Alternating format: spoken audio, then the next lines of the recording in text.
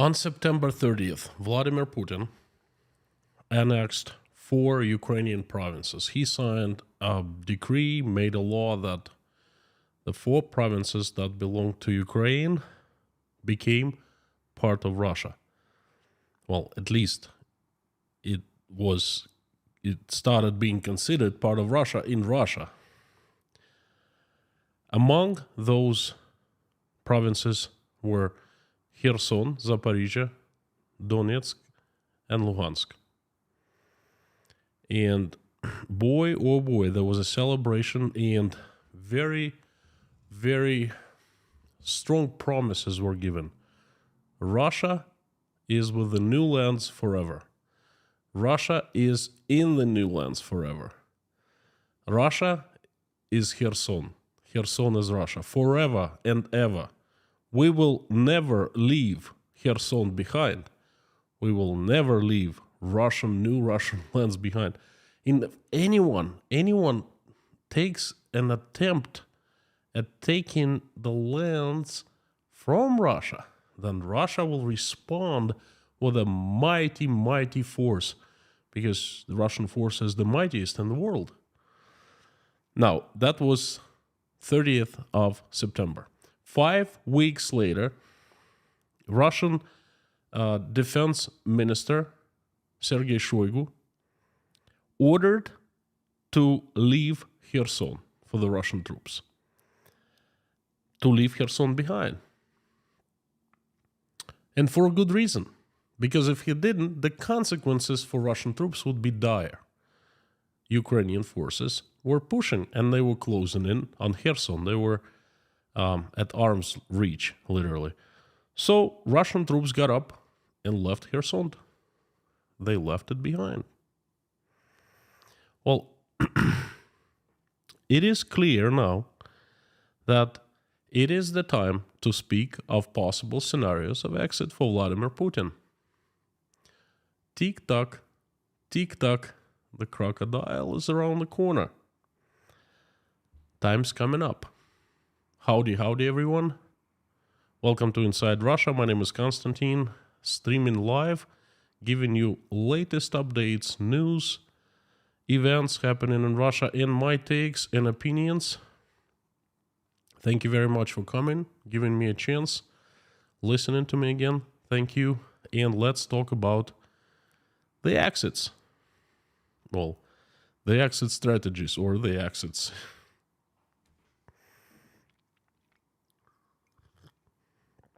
It is very clear at this point in November of 2022 that things will soon change in Russia in a big, big way.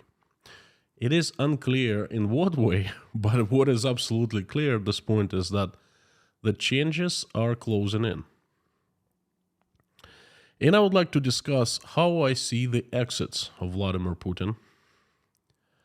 That happens sooner or later. We will see. I don't really know when they happen, but I know for sure that they will happen. So, but before we get to the scenarios, let's talk about what is happening right now. Where is Russia standing today? On 24th of February, Vladimir Putin made a very strong statement, I would say. He announced that he made a decision to attack Ukraine, to invade Ukraine, to start the special military operation, as it's called in Russia. Well, on the February 24th in the morning, the rockets started flying, the tanks started rolling onto Ukrainian land, and the soldiers, Russian soldiers, started marching towards Kiev. First few weeks were relatively easy for the Russian army. It took the city of Kherson very fast, pretty much without much of a defense from the Ukrainian army, and it advanced onto Kiev. And it actually reached the outskirts of Kiev. There was the battle for Kiev, okay? And at that point, lots of Russians, most Russians, probably most of the Russians thought that,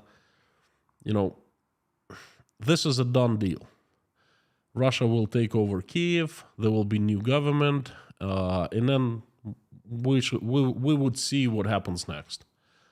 But something went majorly wrong, because Russian troops could not take Kiev. Moreover, at the end of March, Russian generals ordered the retreat of Russian troops from the Kiev province. And that was the time when a lot of Russians asked this question for the first time. Why the hell did we go there in the first place? To retreat? Well, you know,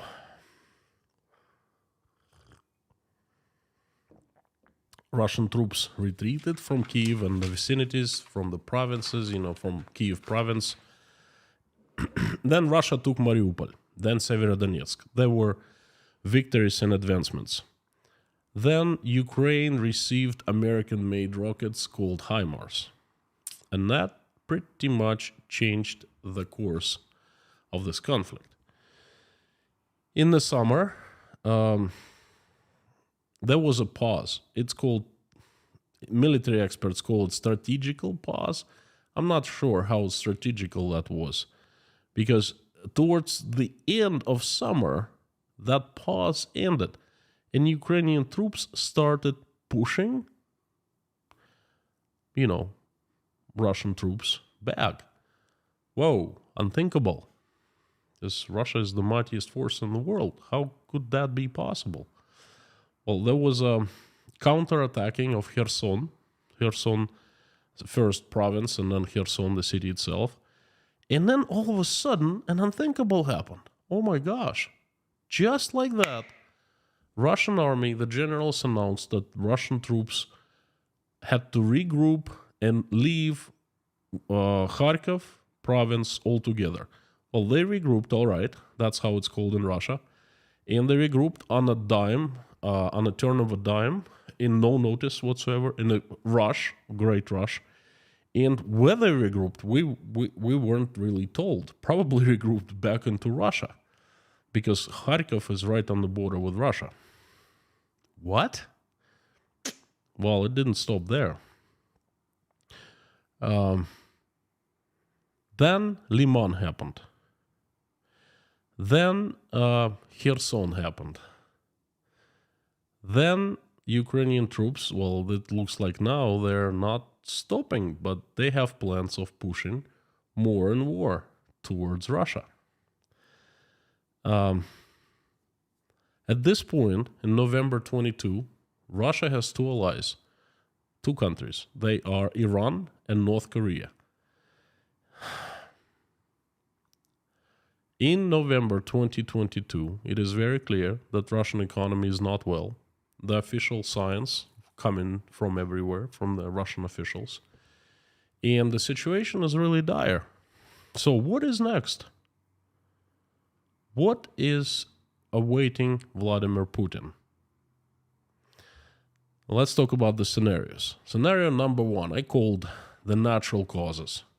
Vladimir Putin is over 70. He's an old man. And lately he has been under incredible amount of stress. I seriously don't know how he's holding up. The natural cause, death from natural causes, from old age, well, it happens all the time. No one is immortal, and might happen.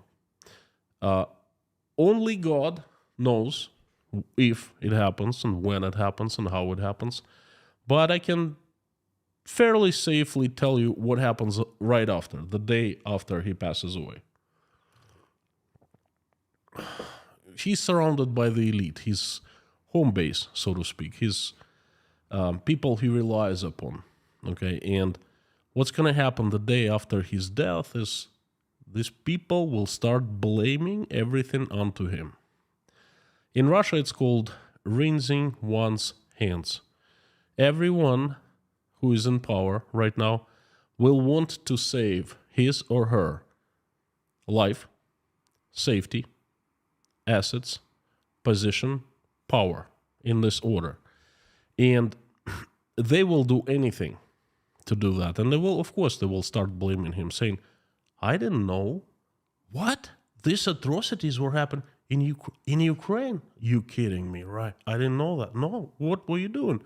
Well, I was doing the paperwork. I didn't, Oh, I knew, but you know what? I was forced because I was blackmailed.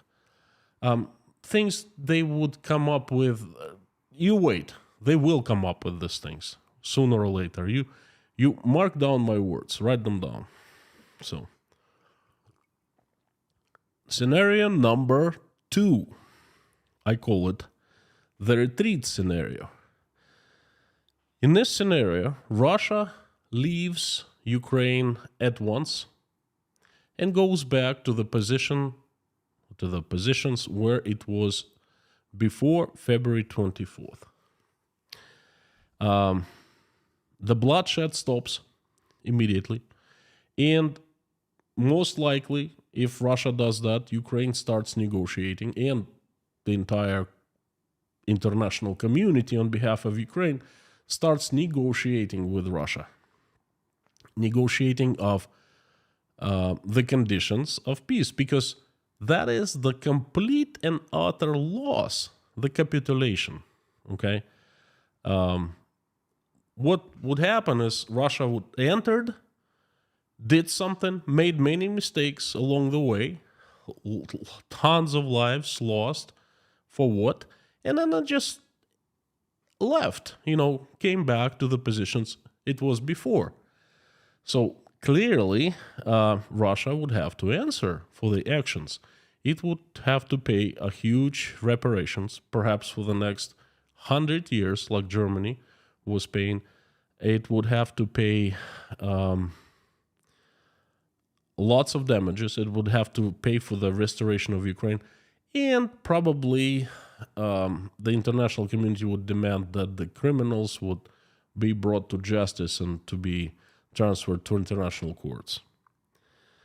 At first, I thought that this scenario is not possible because Vladimir Putin would not be able to sell it to people.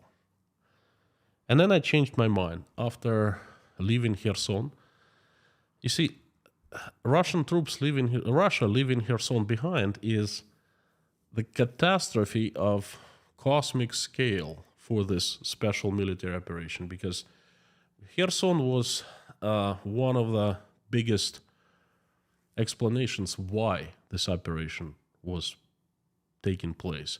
And now losing Kherson back to Ukrainians is just, I don't know, it renders everything useless, okay? It says that whatever was said before is complete nonsense, bluffing, and lies, okay? So after this fact, leaving Kherson was sold to the Russians and they bought it. It's been quite some time and no one asking questions. And this is the craziest thing, no one is asking questions. So after that happened, and after mobilization, that was sold to the Russians and it was executed semi-successfully, or perhaps successfully, I don't know. I think that anything can be sold to the Russian people. Anything. And Russia leaving could be given as a cosmic good, and they would buy it. Now, who would not buy it would be the elites, people who surround Vladimir Putin. Because in this case, they would lose everything. They have already lost lots of assets, lots of money frozen overseas, because we know that the Russian elites, they like to keep their money not in Russia. They like to make money here, but they don't like to keep it here. And they've lost lots of property, lots of assets, lots of cash. They've been placed on the sanctions lists, so they cannot leave Russia pretty much anywhere. Some are wanted by international courts. And if Russian troops would go back to point zero, then the elites would be turning to Putin and asking him question. Why would you do that? Why did you do it for? Why? And Uh, I think in this case, they would try to change the leadership. And changing leadership for Vladimir Putin means two things: loss of power and freedom, or loss of power and life. One of those. And I think in this case, the elites would be the ones who would do that. The scenario number 3, the coup. And this scenario is happening right now. We are somewhere, I don't know, but at one of the points of this scenario, I think. Vladimir Putin is awaiting for opportunities. It is very clear, and I think he knows, that Russian army cannot push further into Ukraine. It's not capable. And it's retreated, quite a big deal. It left all of Kharkov region, province, and left Kherson behind. So he is waiting for an opportunity. And this opportunity, well, that's what he's good as politician. That's what he's good at. He's done it before numerous times, and he was successful in many things, many deals, many situations. And then he thinks that he's going to be successful in this situation as well. Now,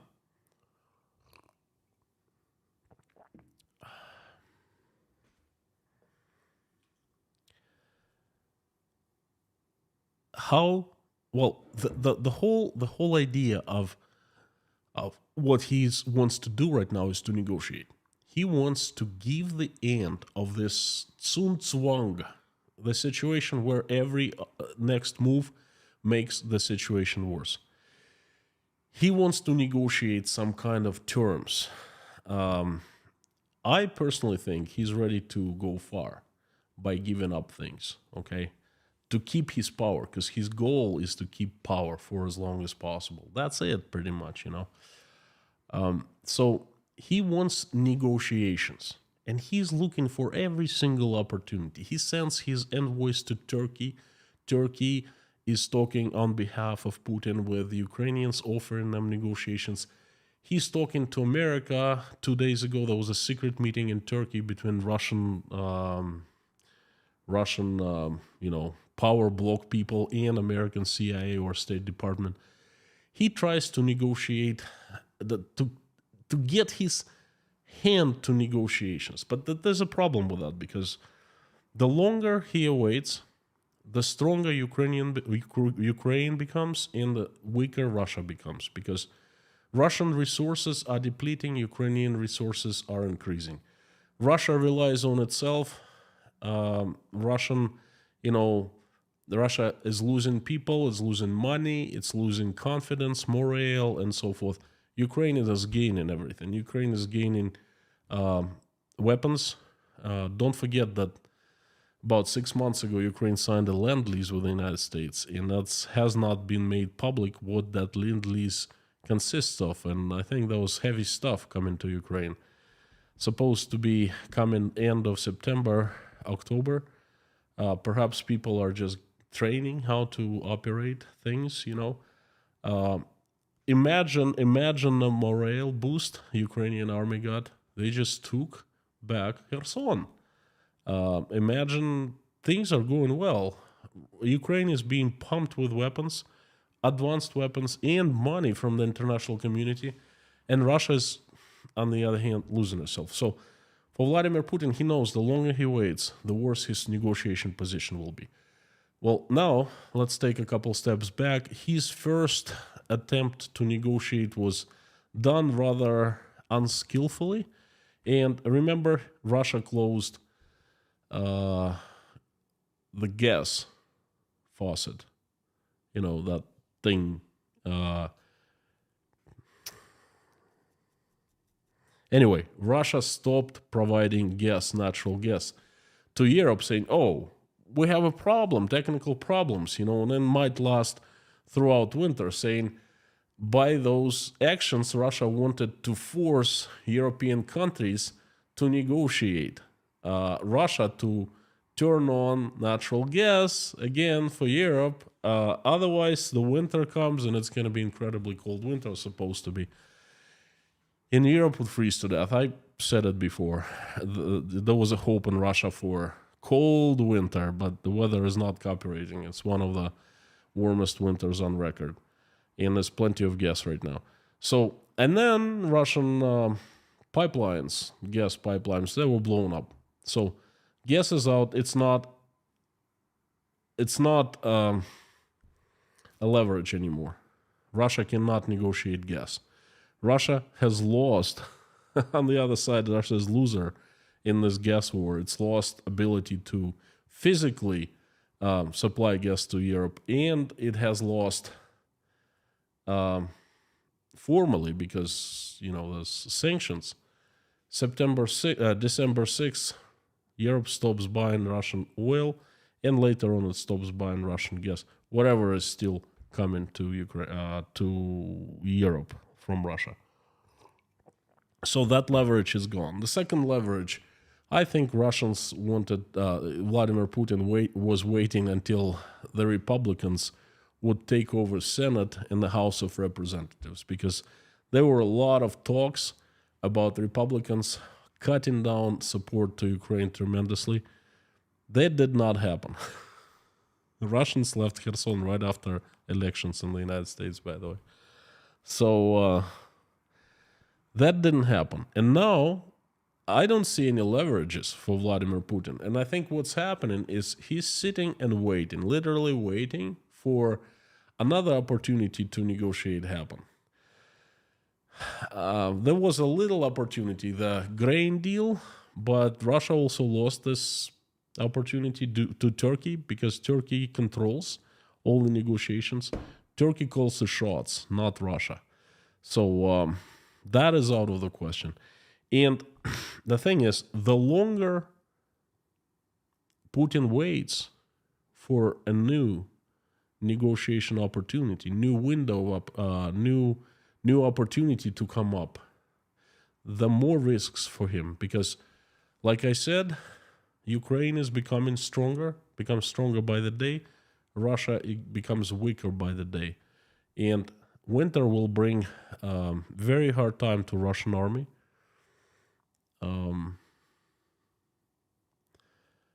The more Putin waits, the more Ukrainian army will be pushing Russian troops out of the newly gained territories, and the less of a leverage he will have, if such a leverage ever comes up. And if Ukrainians come to the borders of Russia, there will be nothing to negotiate, absolutely nothing.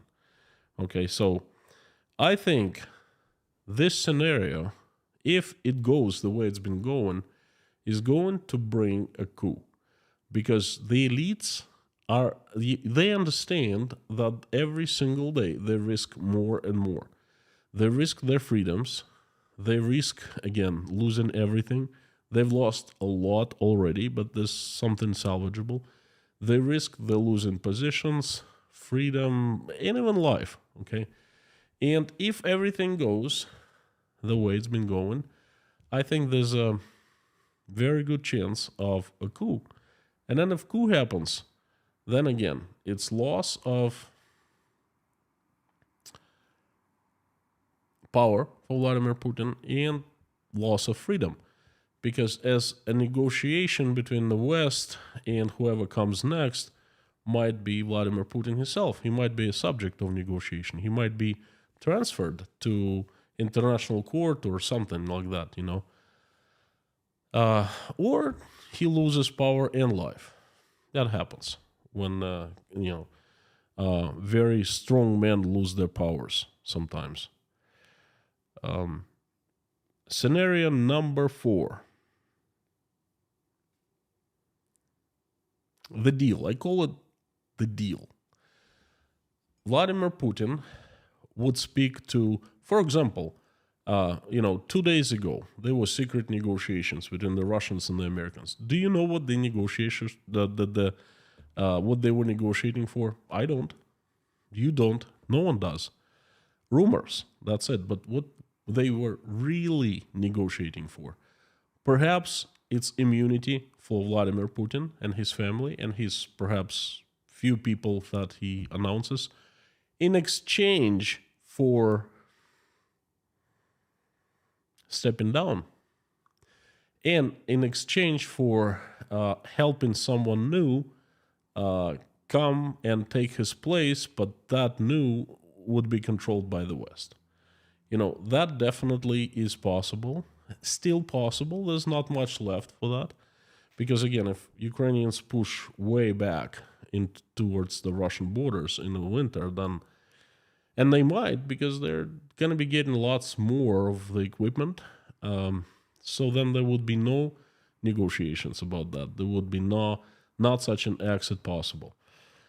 What would be the exit for Vladimir Putin here? The loss of power, absolutely, and perhaps exile, perhaps prison term, but not not too harsh. Or this is really not clear. But what is clear is such a scenario of the deal exists. And again, I know that sooner or later, rather sooner than later, he's going to exit. And again, I don't know how he will exit. One of these scenarios will be realized, but he will exit. That's absolutely clear. And this is actually a very sad situation for Putin, because he is cornered. And he's cornered himself, not just by this special military operation, this conflict, whatever they call it here in Russia, but he's cornered himself by gaining absolute power. And, when absolute power is achieved, usually, well, always, it's highest stakes. And what is the highest stake in human's life? That's life itself. A person's life and his family's lives. The absolute power, the highest stakes. He's not the first one. He's not the last one. I mean, look at the human history. There are many, many examples like him. People even mightier than him. And all of them, they have one exit: loss of power. Power is a trap. I don't know who set it up for us, for humans, but it's a trap. Because no matter how much power you have and for how long, like Vladimir Putin was the most successful power holders in the entire history of the world. He's held power for 22 years, almost 23 years. So no matter how much power, how big, grand your power is, no matter how long you hold on to power, sooner or later, you're going to lose it. You either lose it, someone else takes it, or you die. Because we're all terminal. None of us lives forever. And no matter what you do, no matter how hard you try, no matter how much of a pleasure you get from it, it's terminal. It's going to end. And I think he knows that. And I think he's trying to hang on for as long as he can. For days more, for weeks more, for months more, years more? Not probable, but weeks perhaps, days perhaps, months perhaps. Well, this has been my message. Thank you so much for listening, coming here today. I would like to turn on the comments and hear your opinions. Leave comments, ask me, and please share what you think. Do you agree with me, or you have your own opinion? I would love to hear what you have to say about that.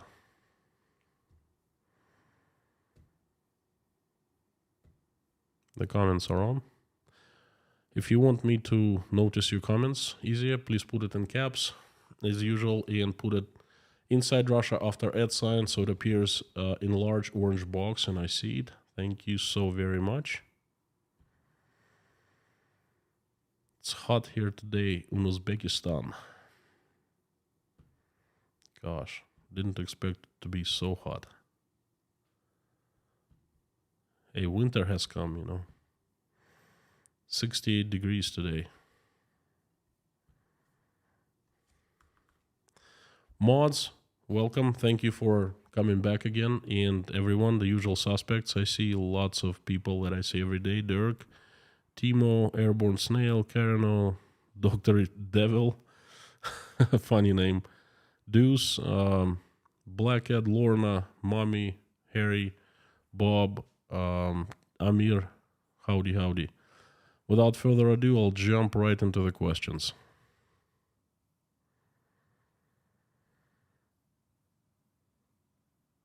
I love this scenario the most of all. Scenario number 5, barbecue. Edmond, as you are greatest, you know. Barbecue sounds about right. I wish we could all get together and everything could be decided over barbecue.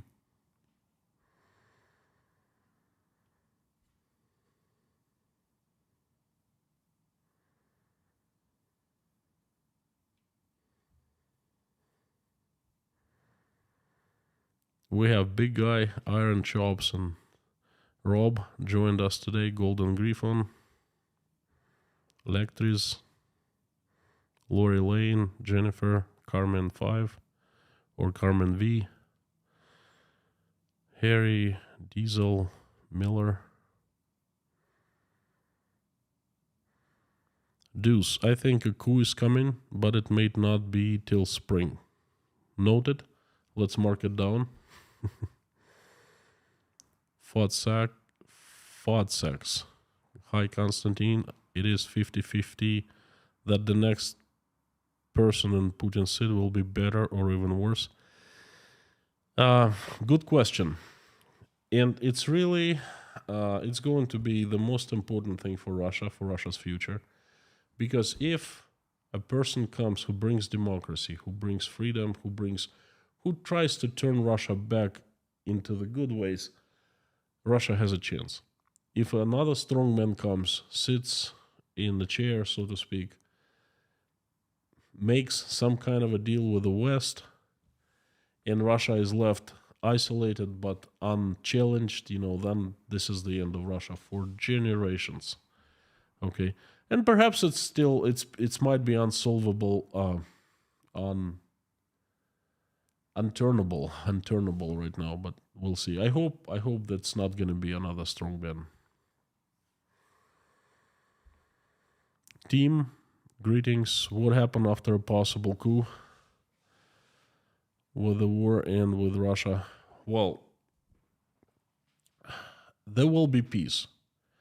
With all outcomes, all exit scenarios, there will be peace with Ukraine. That I am pretty sure. And people who are in charge right now, they will be trying to minimize damage to them personally. In any scenario, they will try to do that. It's just in some scenarios they have better chance, in some they have worse chance of that. What happens to Russia again? I don't know. Who knows? Black Cat, thank you for the super chat. Keep it up. I am trying, my friend. Thank you. Golden Griffon, howdy.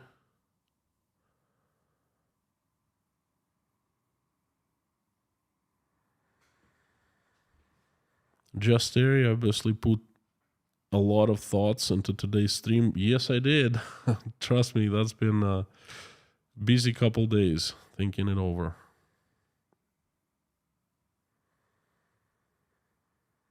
Dirk, I don't know which scenario will come in the future, but I hope it will come fast. Me too. And not just me, lots of Russians. We hope that comes fast.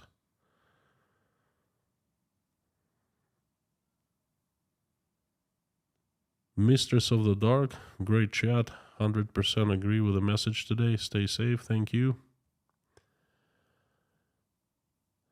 Dr. Devil, I like the vision of Putin's exile in North Korea or in Iran, I don't think it's possible. They will not touch him. They will not give him exile.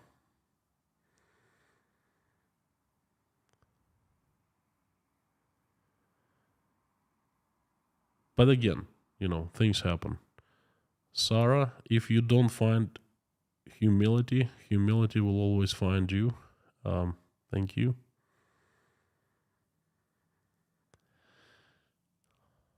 Holy be Jesus, scenario number 5, use of nukes, World War III. Look, I thought of that, and I don't think it will happen. Because use of nukes, at this point, it's clear that it will not change anything. It will make things worse for Russia and for Putin personally, but it will not help him in any way. They're very, very effective by destroying Ukraine's infrastructure with the rockets that fly, And why do they use nukes? Why would they use nukes? Rockets are enough. They fly every other day, and then they they destroy necessary electric infrastructure. Ukrainians are sitting without electricity. In cold, Dmitry Peskov came out and said that Ukrainian people sitting in cold without electricity is the price they're paying for the government not willing to negotiate. So you see, they're making life miserable for regular people. 8 months ago, it was brothers and sisters, and now this regular people paying the price for their government that they elected, not willing to negotiate. Lori Lane, thank you. Well, hopefully one day. Texas barbecue, I would love that. Would love ribs. Could use right now. Rick S, Texas style barbecue. Yeah, Brian, 75 England. Just want him to pay for what he's done. He will pay one way or another. There is God. And I honestly don't know how he's not scared. I would be in his seat. Oracle, howdy. My crystal ball is failing me. Your analyses are great, though. Thank you so much. Well, there's much hope for you, by the way. The Oracle, you gotta tell us.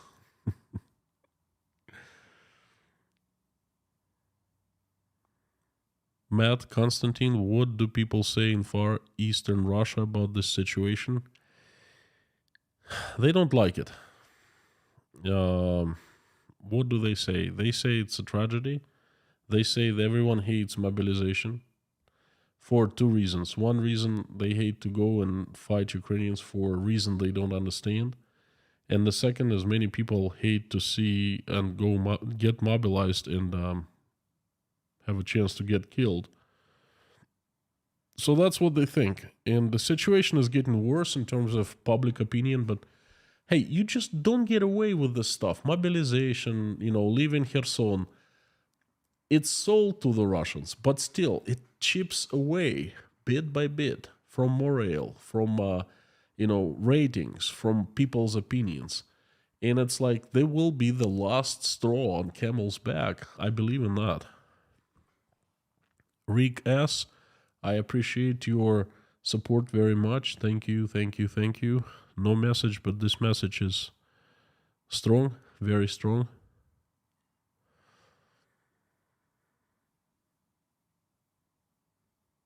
Rudy Kaisley, 45 in New York. Moscow is 25 and cold and snowy. Tashkent is 60, mid-high 60s. Rebecca, Belarus leader. Well, not talking about him. He's quite the case. Belarus leader. Carmen, do you have a feeling for what is most likely? Yes, number 2. Number 2, because what is happening right now is giving Vladimir Putin false understanding that he has power for longer and longer. He's grabbed into power and he's not letting it go. But then at the end, things will change fast. So I think scenario number 2 is very most likely. Life, I just wonder what happened to our friend Caesar. Our friend Caesar? Who's our friend Caesar? I'm sorry, who is Caesar? If you mean Julius Caesar of the Julii house, but he's been dead for some time, for about 2,120 years, something like that. Please specify. Amir, we're missing you today. Jason, Putin exiled to Belarus? Never. That will never happen because Russia falls, Belarus falls right after Russia. Days. You just watch. There's another super chat from Truffles. Thank you so very much. Christian, that's what I keep saying. I would not negotiate with someone who took over 2 bedrooms in my house and, as you say, set fire to it.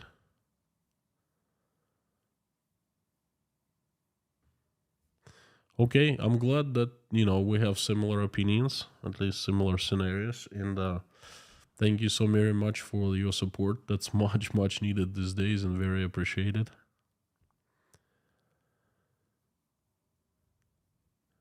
American Girl, hard to catch at earlier time. I know, but to me, I start at 1 a.m. because we don't change our clock here in Uzbekistan. It's if I start at 2, that's going to be even more difficult, Leon Rose, good afternoon. Thank you for coming. Terry, you obviously... Okay, I saw that.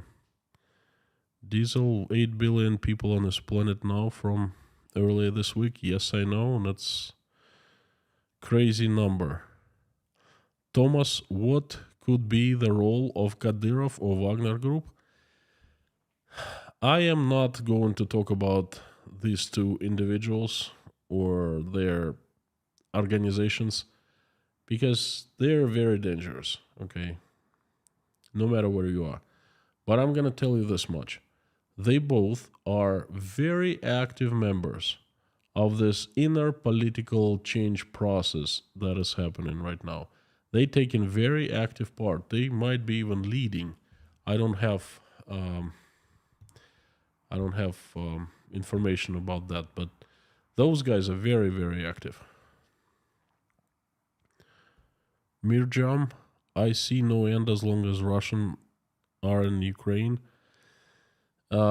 Well, how can Russians be in Ukraine for a long time if Ukrainians are steadily pushing back? I think it's a matter of some time, and by the end of winter, we might see, if nothing changes, we might see great changes in the landscape of Ukraine. Face, there's no way out. The only halfway honorable way out for him would be the Japanese way. I don't think that's going to happen. But it's hard to disagree with you,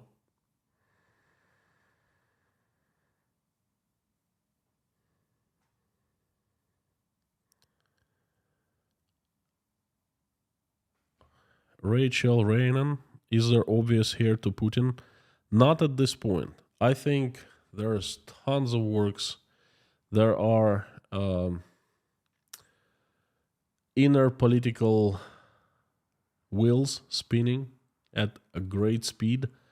And at this point, it's not clear to us, but perhaps the one might be being forged underneath somewhere.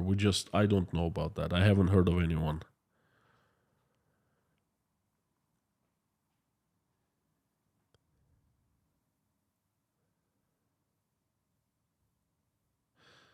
Dauren, don't you think that your prognosis about the Ukrainian support is too optimistic? Russia spends billions of dollars to propaganda abroad. It's easier to don't care than act. I don't really get it. Well, it's really hard to disregard the fact that Ukraine is getting lots of support. I mean, it's a known fact. The United States signed a land-lease deal with Ukraine. Look how much financial help Ukraine gets from European countries and from like financial aid from the United States. Not just loans, but financial aid. I mean, what are you talking about? Russia spends billions of dollars to propaganda abroad. True. Russia has very good propaganda machine, and that's very expensive. It's easier to don't care than act. For who? Robert, it'll be another strongman. Russian culture demands it. Well, we wait and see. I don't know. I'm not so sure. Friedheim Mönker. Hello, Konstantin. Did you see the movie Downfall? No, I have not watched it. Is it worth watching? Let me know. Good day to you all, beautiful souls. Much love to you all. Thank you. Luke, howdy, and thank you. The concern is that Putin is replaced by hardliners that want to go further with the war. Do you think the scenario is probable? No. No one wants to go further with the war, because war is bringing lots of disadvantages and lots of losses to the hardliners themselves. The hardliners are rich people. They have tons of property abroad. They have interests abroad, and they want to keep that. They don't want any war. They want to have power in Russia, to keep power, complete power. But I think they don't care about extending their power outside, because they know there will be some kind of a mechanism, some kind of a system put in place onto Russia to control it and to not let what happened to happen again. Okay? That's what I think. So the hardliners will be hardlining the Russian people inside. Oh, they gonna be doing it hard. Trust me. But outside, I think they're gonna be, well, not hardliners. Thank you so much, Luke. Ferrari guy, will the sanctions militias bag their Putin rivals? Sanctioned militias, Prigozhin, Kadyrov. We'll wait and see. If I was, I'll answer you this way. If I was Putin, I would be very, very afraid of those militias. Rudy, coup on my birthday, February 27th, the birthday coup. We'll celebrate. Silaton, thank you so very much. What situation could make Putin being able say, I consider myself a Russian itself, and so I will sacrifice myself in exchange of Russia's future, whatever would happen to me? My friend, that would probably be possible for a Czech person or for, Western person. But I don't think that would, nothing could make Putin say that. He's got absolute power. His number one goal is to, stay alive and hang on to the power for as long as possible. Sacrificing is a completely different thing, So I hope I didn't disappoint you with my answer, but that's unfortunately I don't think anything can force him to. Sir Dead Puppy, quite a name you have there. Inside Russia, can USA and Russia ever be friends again? Or do they hate us too much for that to ever happen? Or do they hate us or US? I'm not sure. I'll say, do they hate US? The question is not to the Russians, but to Americans. Will Americans let Russians be the friends again? Okay, after what happened? I think Russians could be admiring the United States tomorrow. If Russian propaganda would turn the direction, say, oh, you know what? These guys are great. then in 2 weeks, everyone in Russia would be going around saying, oh, you know what? Americans are great. What a fantastic nation. Democracy, the founding fathers and so forth. A constitution. My God, the Bill of Rights, that type of thing. So Russians, as it turns out, are fairly easy to manipulate. And if propaganda disappears, I think that the Russians would wake up. Okay, so there's not question whether Russians would not like the Americans, but it's a question, would Americans turn back to Russians, and then the Europeans, would they turn back? I don't think so. Not for a long time, not for generations, not for, I don't know, decades. Holy be Jesus. I think that Dmitry Medvedev could become the successor of Putin. He's still very strong. No, no, and no. And no, and no. And double, triple no. And quadruple no. Forget it. He's out of the picture. He's not very strong.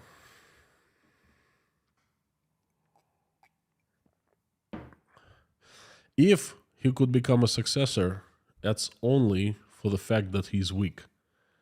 And he would become on the certain terms, so to speak, But himself, he's not the force to be considered. Jekyll, good morning from Melbourne. Howdy, Jekyll. It's great to see you. Thank you so much for your support.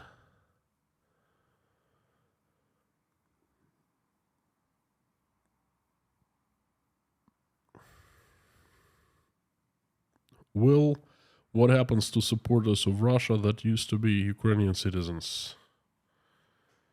Used to be Ukrainian citizens. Who are they? Did they live in Ukraine? Will they still live in Ukraine? They're still Ukrainian citizens. What happens to them? I don't know. Honestly, I don't know. And honestly, I don't care. Because what happens to them if they used to be Ukrainians, became Russians, now they're back to Ukraine. It's totally domestic internal affair of Ukrainians. They can do whatever they want.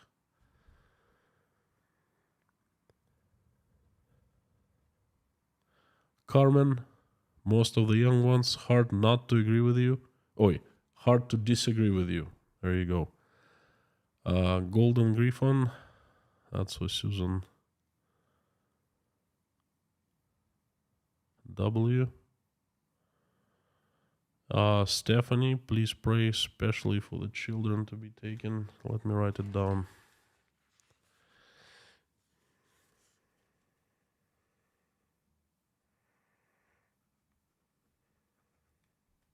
I will pray for all children who's been affected by this.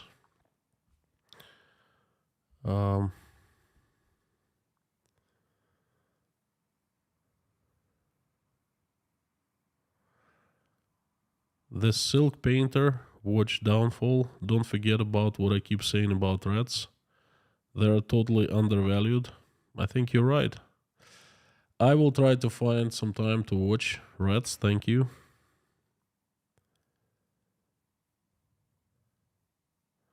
Bernard Manas, James Kramer, give you money to humanitarian aid. Is that what you're doing, James? Didn't get that.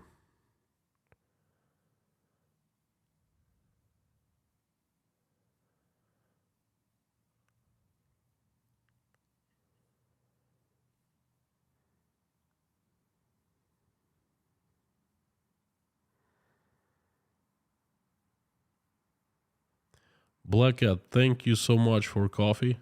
Appreciate it. I will have a coffee tomorrow. $3. Thank you. The coffee costs me $3 usually. And Lars Henrik has just given the sponsorship to 5 people. Thank you so much. Thank you, Lars, from me and from 5 people.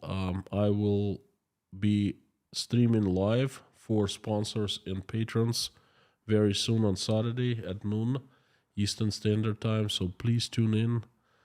Usually it's fun, and I give lots of one-on-one information, so to speak, because the streams I usually have so fewer participants.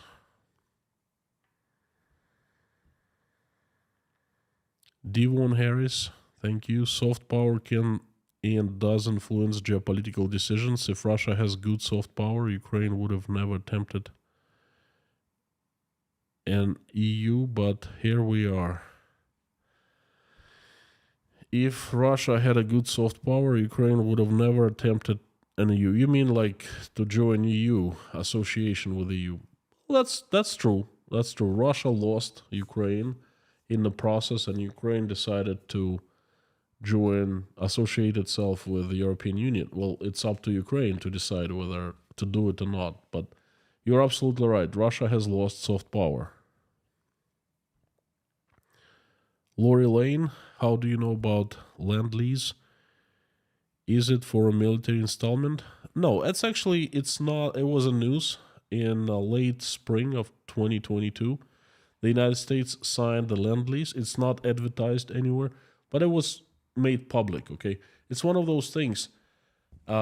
It's made public in this announcement, but not much attention paid to it, on purpose or not, and people just don't know about that. They don't hear about that. It's not. That's how media works, you know. If you don't hear about it every day, you don't know. You forget. But I don't forget.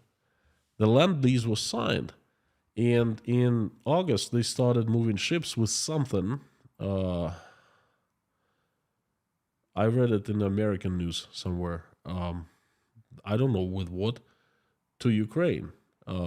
So go figure. Put two and two together.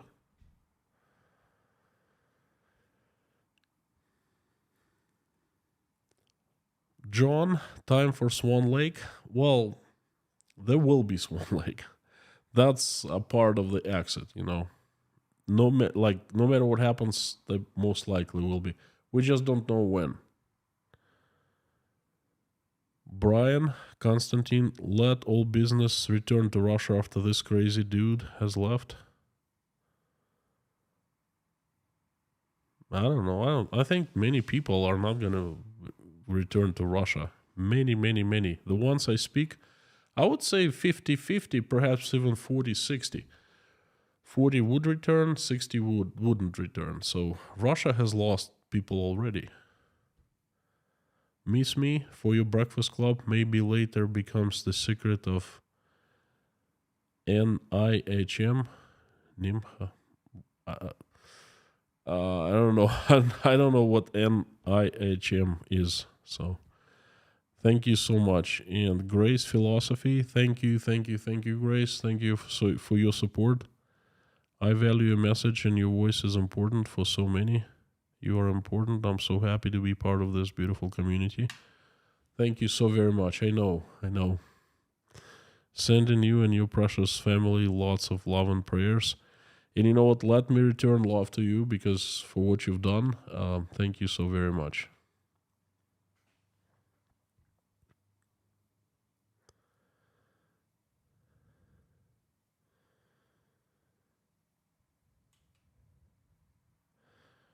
Gaz Elliott, you should steer the Russian people as you are the only sensible Russian I've heard from. There are other sensible Russians too. Don't make that mistake. Thanks for information and opinions. Gaz, I do much more what I say on YouTube. Okay. Scott, I see that Zelensky won't any talk to be live on TV so the world know what's going on. And he's right. I absolutely think he's right. And Zelensky does many good things for Ukraine.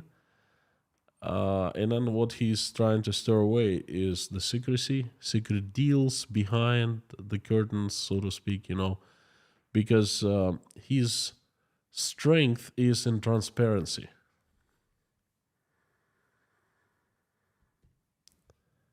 Downfall. Anyway, I will think it. Thank you. I will watch it. Thank you.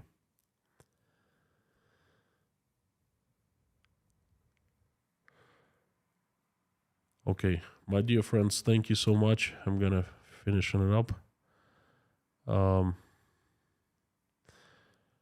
Christian Miku, what do you think about Vlad Vexler channel? Vlad Vexler is a scientist, researcher. I think he's professor, great fellow. He sometimes I watched a few of his videos. I agree with with most he says. Sometimes I get scared because it's like he reads my minds, as if he would look inside my notes what I write, and I'm like, no way. But he's a great guy, great. He's fantastic job doing his like creating his materials on YouTube. Fantastic. Yes, let's pray, my friends. Let's pray. Let's pray. Before I go into prayer, I'm going to tell you the good news. I did a stream about Russian brain surgeon. Most of you saw that a few days ago. Well, there's some good news. There have been 2 contacts, like real life contacts. They came out, well, before the stream there was 0. There was nothing. No contacts, no people, no plans. We just had talked to him briefly, and that's it. Then I made a stream. I got so much feedback from you. Thank you. I answered few people, but if you did not receive an answer, your message noted. Don't think it went unread. Okay, it's just so many of them.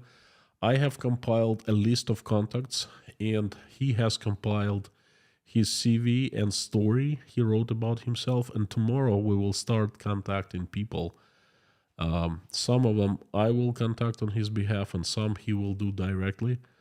Meanwhile, his wife, he turns out to be a pediatrician, and her second specialization is radiologist. My friend here in Uzbekistan, when I told him the story, he was amazed. He's a very high-profile doctor slash pharmacist. He's in like pharma business, but he's a surgeon. And then he couldn't believe. He kept saying, "What the hell are they doing in Russia?"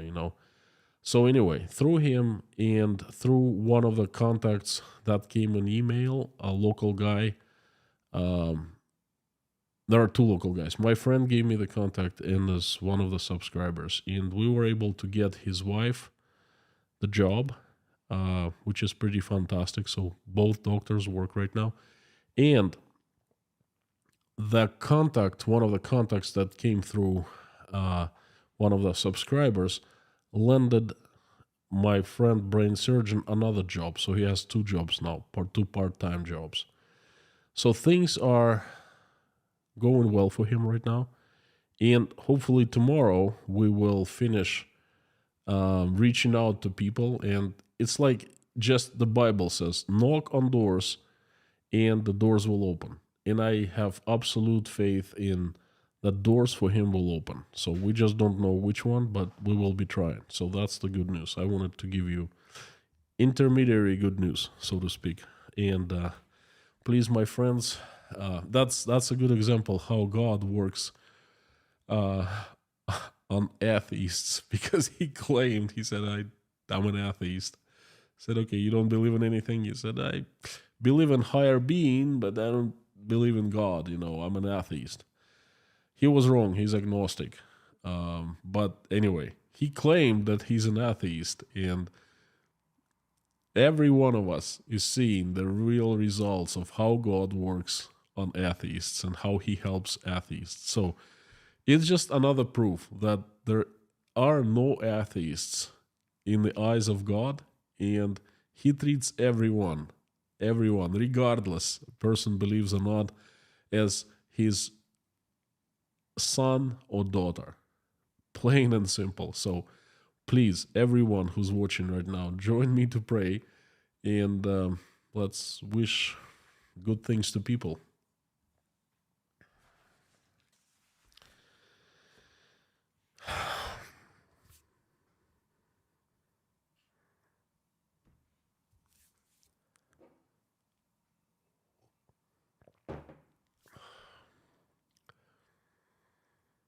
Dear God, thank you for giving us this day.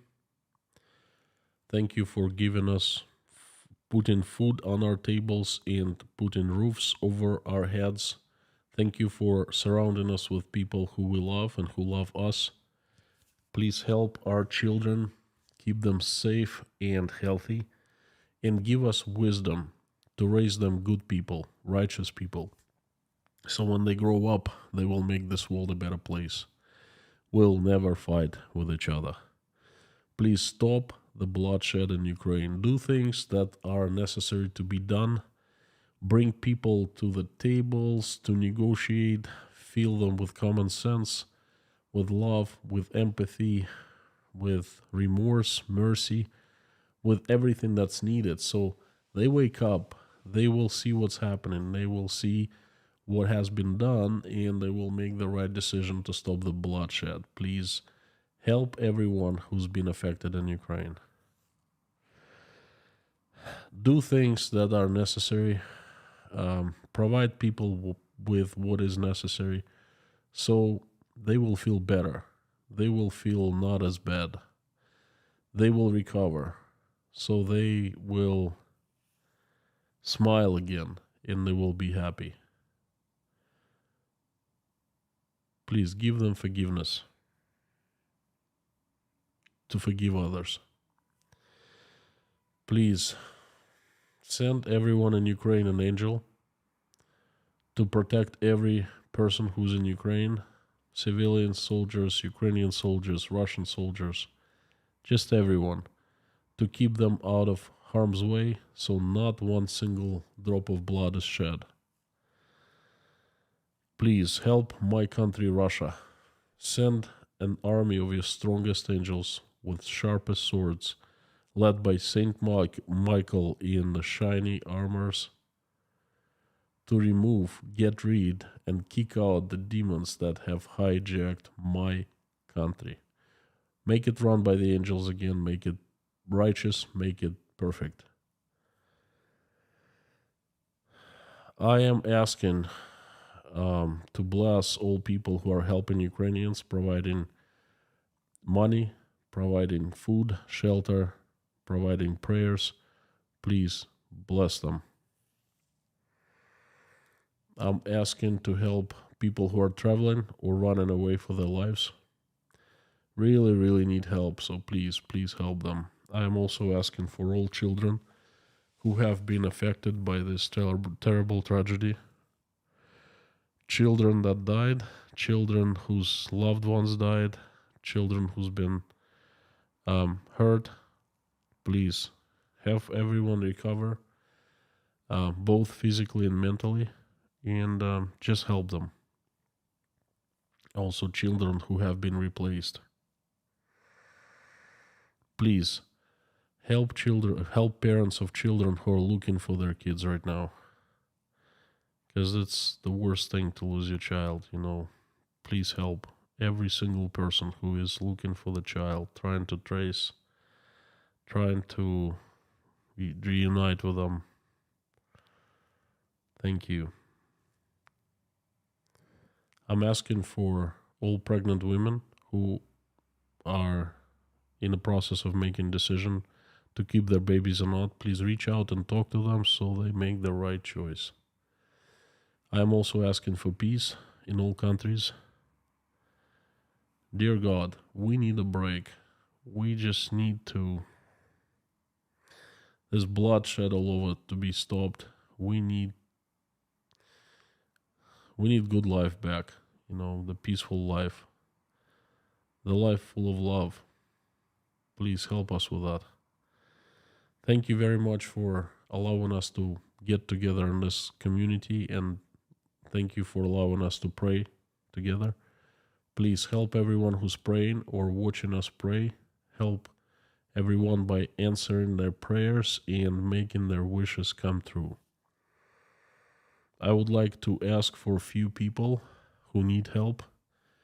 They are Yelena, Natasha, Jake, Michael, Oля, Dasha, Sky, Bonnie, Galina, Janine, Michael Milkowitz, Marlene, Paul Bins, Rudy Kaisley, Richard, Mallory M., Dirk Misler and his father, James Rhodes, Perry, Brittany S., Lars Henrik, Hannah and her children, Richard Burris, Ian, Angelic at Life, Aunt UK, Scan Family's grandson, Grace, Barb, Randolph, Nelly, Arkady, and Yuri, who are in Mykolaiv, Harry's family, Brian McManus, Merlinda's niece, Doug, Rafaela From, and Anna, Priscilla Michelin, King Nero, Gabby Hyman, Donald, Deborah, Allison, Dave Moyers, Terry Scrugg,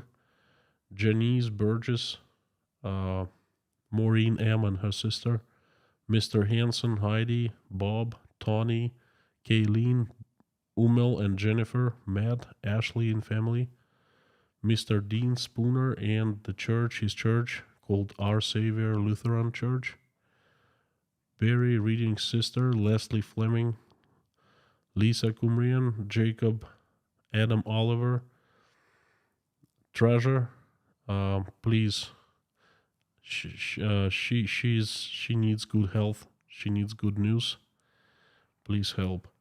And I'm also asking for 4 special children, Cadence, Maverick, Sebastian, and Coulter. Please help them with health, answer their prayers and their wishes and the prayers of their families. Thank you so very much, dear Lord Jesus Christ. Amen. My friends, thank you so very much. Thank you for coming. It's been a good stream.